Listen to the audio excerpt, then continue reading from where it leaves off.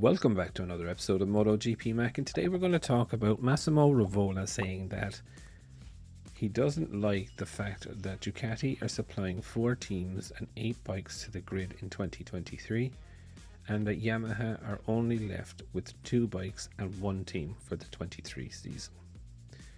He said, if there is a mass amount of bikes on the grid, then you don't really have a show.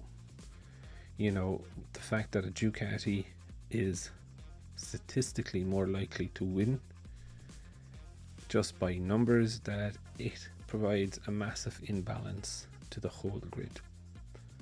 And in a way, numbers wise, yes, he is. But when we drill down to this a little bit more, he brought up an example in the interview that in Formula 1 there's a stipulation that each manufacturer can only supply their own team plus 2 others, and if they wanted to supply another team they would have to get permission from the Manufacturers Association or whatever it is in Formula 1.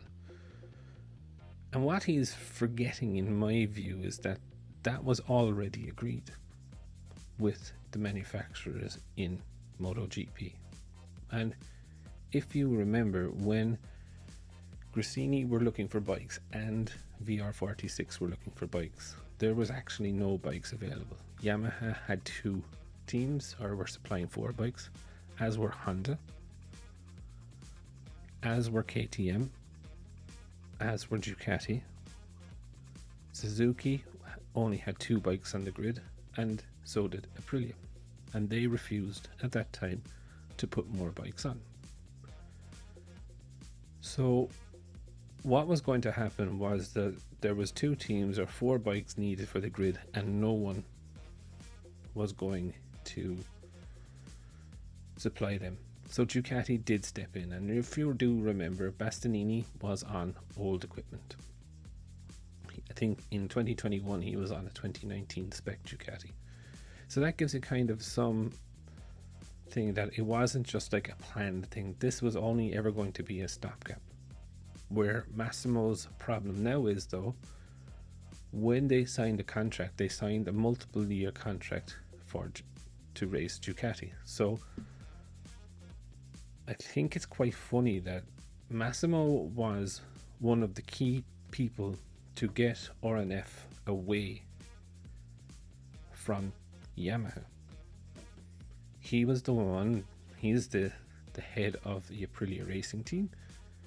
So he was integral to the whole deal being done with RNF, which would leave Yamaha without a satellite team.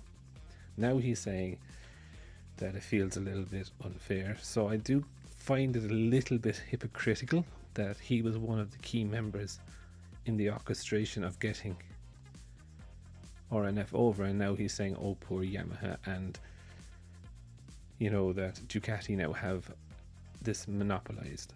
But let's be fair, the Ducati teams contracts that they were supplying, so the Gresini and the VR46 one, were done 2 years or a year before this even happened with RNF. So I think it's pretty much a cheap shot, in my honest opinion, of what he is saying. Of course, we know what Viegas has said, and it's probably going to happen that it is going to be VR46 Yamaha. But I do see the situation the very same as in Formula 1. Mercedes have 8 cars, or 8 powered cars, and Renault only have 1, which is the Alpine, and that's because the Renault engine is just not up to the job.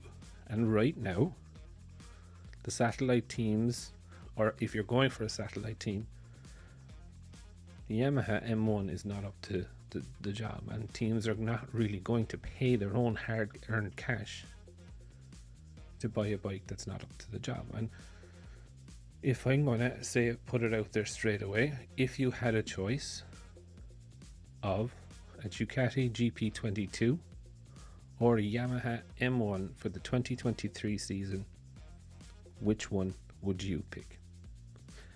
Definitely leave your thoughts in the comments below, and I'll be back again tomorrow with another video.